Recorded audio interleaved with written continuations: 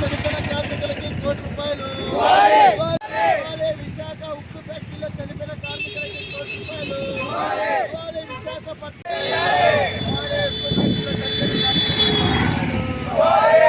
ఉక్కు ఫ్యాక్టరీలో చనిపోయిన కార్మికులకు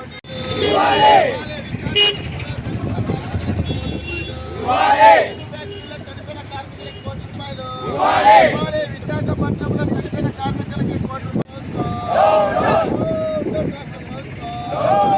విశాఖ ఉక్కులో చనిపోయిన కార్మికులకి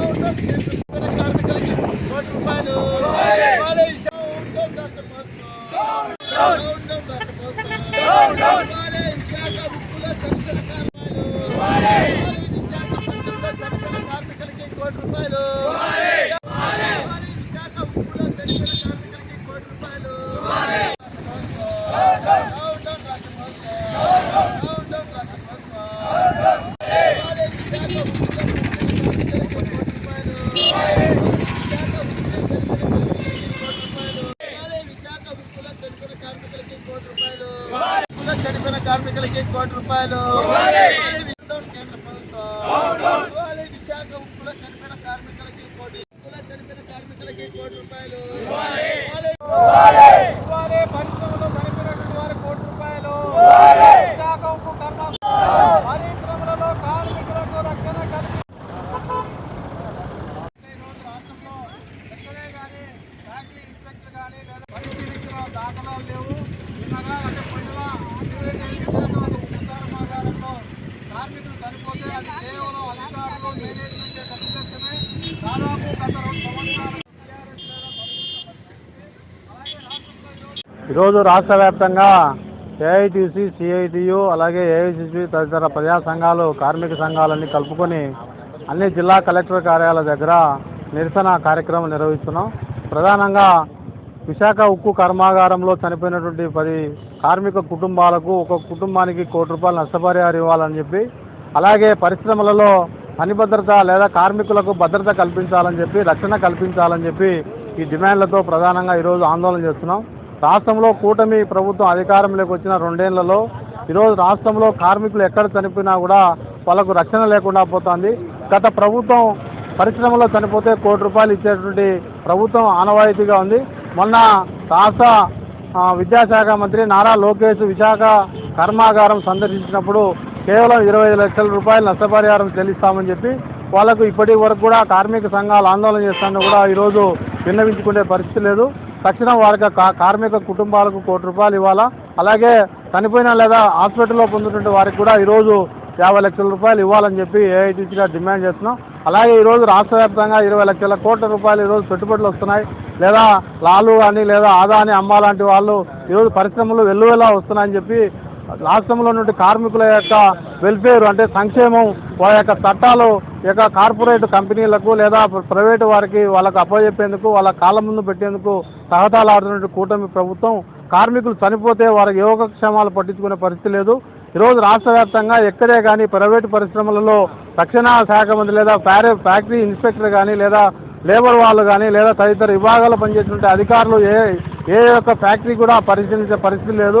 విశాఖ ఉక్కు కర్మాగారాన్ని ప్రైవేటు పరం చేయాలనేటువంటి ఏకైక లక్ష్యంతో అక్కడి నుండి కార్మికులను వీఆర్ఎస్ పంపించడం, అలాగే అవుట్సోర్సింగ్ కార్మికులను తగ్గించడం, అలాగే సొంత గనులు కూడా కేటాయించడం పరోక్షంగా ఈ యొక్క విశాఖ ఉక్కు కర్మాగారాన్ని ప్రైవేటు పరం చేయాలనేటువంటి ఏకైక లక్ష్యంతో ఈరోజు రాష్ట్రంలో పరిపాలిస్తోంది. తక్షణం ఉపసంహరించుకోవాలని చెప్పి, సొంత గనులు కేటాయించాలని చెప్పి ఏఐటీసీగా డిమాండ్ చేస్తున్నాం. గత నెల జూన్ 8వ తేదీన విశాఖ స్టీల్ ప్లాంట్లో ఘోర ప్రమాదం జరిగింది. ఈ ప్రమాదంలో దాదాపు 10 మంది కార్మికులు చనిపోవడం జరిగింది. అయితే కేంద్ర ప్రభుత్వం కానీ యజమానిమే దీనికి బాధ్యత వహించాలి. విశాఖ స్టీల్ ప్లాంట్ను ప్రైవేటీకరణ చేయడం నేపథ్యంతోనే అక్కడ సరైనటువంటి సౌకర్యాలు కానీ కార్మికులను కానీ ఈ ప్రభుత్వం తొలగించడం జరిగింది. దాదాపు ప్రభుత్వ ఉద్యోగస్తులు 2000 మందిని, ప్రైవేటు కాంట్రాక్ట్ ఉద్యోగులను ఒక 6000 మందిని తొలగించడం జరిగింది. నైపుణ్యమైనటువంటి కార్మికులను తొలగించడం జరిగింది.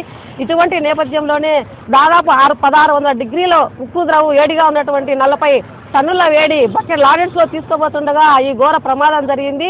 దీనికి కారణము ప్రభుత్వమే బాధ్యత వహించాలి. ఎందుకంటే అది మెయింటెనెన్స్ చేయడంలో, ఆ లాడెల్స్ను మెయింటెనెన్స్ చేయడం కానీ యంత్రాలు మెయింటెనెన్స్ చేయడంలో ఈ ప్రభుత్వము లోపం జరిగింది.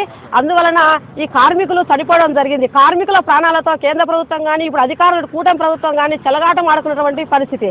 గతంలో వైసీపీ ప్రభుత్వము ఎల్జీ పరిశ్రమలో ప్రమాదం జరిగితే వాళ్ళ ₹1 కోటి ఎక్స్గ్రేషియా చెల్లించడం జరిగింది. ఇప్పుడు మనము ప్రమాదంలో చనిపోయినటువంటి కుటుంబాలకు ₹1 కోటి ఇవ్వాలని, అలాగే చెత్తగాత్రైనటువంటి కుటుంబాలకు ₹50 లక్షల పరిహారం ఇవ్వాలని మేము సిఐటిగా అన్ని కేంద్ర కార్మిక సంఘాలుగా డిమాండ్ చేస్తున్నాము. అయితే ఈ ప్రభుత్వాన్ని కోరేది ఏంటంటే, మీ సొంత ఆస్తులే మేమేం కోరడం లేదు, ఆ ఫ్యాక్టరీలో పనిచేస్తున్నటువంటి ఉద్యోగస్తుల కుటుంబాలను ఆదుకోవాలని, వాళ్ళ ప్రాణాలు సైతం పోయినటువంటి పరిస్థితుల్లో ఆ కుటుంబానికి రక్షణ కల్పించాలి, బాధ్యత వహించాలని చెప్పి మేము కోరుతున్నాము. ఏదేమైనా ఈ కూటమి ప్రభుత్వం కానీ కేంద్ర ప్రభుత్వం కానీ ఈ ₹1 కోటి వెంటనే నష్టపరిహారం ఇవ్వాలని, లేకపోతే ఇంకా స్థిరమైన పోరాటాలు చేస్తామని చెప్పి హెచ్చరిస్తున్నాం. ప్రమాదం జరిగింది. ఆ ప్రమాదంలో 10 మంది చనిపోయారు. వారికి నష్టపరిహారంగా ఇవ్వాల్సిన కేంద్ర రాష్ట్ర ప్రభుత్వాలు నామమాత్రంగా ఇచ్చేదానికి మొగ్గు చూపుతున్నాయి. ఎందుకంటే ఫ్యాక్టరీలు ప్రభుత్వ రంగంలో ఉండకూడదు, ప్రైవేటు వారికి అప్పగించాలనే ఉద్దేశంతోనే అక్కడున్నటువంటి కావాల్సినటువంటి సేఫ్టీ లేకోకుండా నిర్వహించడమే ఒక ముఖ్య కారణం.